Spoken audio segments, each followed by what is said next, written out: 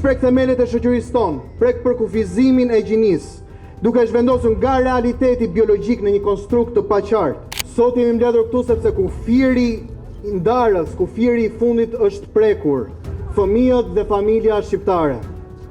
Unë dua ta nis me një thënie të Martin Luther King që thotë një njeri vdes kur refuzon të ngrihet për atë që është e drejtë.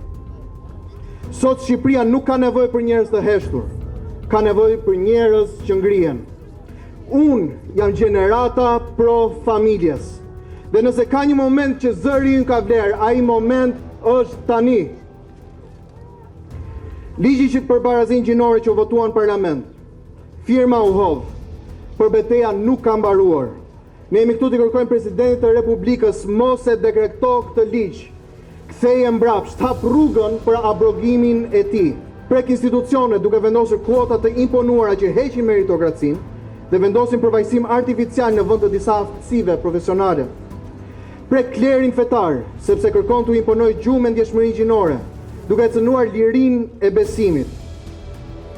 Dhe në fund, prek shkollat, duke hapur derën që fëmijët tanë të mësojnë për ideologji dhe jo për biologji, duke zëvendësuar shkencën me doktrina që ndryshojnë nga viti në vit.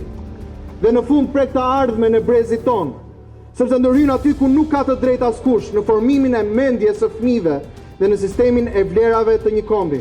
Dhe unë sot dua t'ju them diçka nga zemra. Nëse deri tani nuk e keni ngritur zërin për vjedhjet masive në këtë vend, nëse nuk e folur për shëndetësinë që shpesh herë, shumë herë nuk ka funksionuar, nëse nuk e folur për arsimin, as për çmimet, as për shpopullimin që ka prekur çdo lagje të Shqipërisë, po për fëmijët dhe familjet, a do ta ngresh zërin? Sepse ka momente në histori kur heshtja nuk është neutralitet, por është dorëzim. Heshtja është dorëzim dhe ne sot jemi për të thënë që ne nuk dorëzohemi.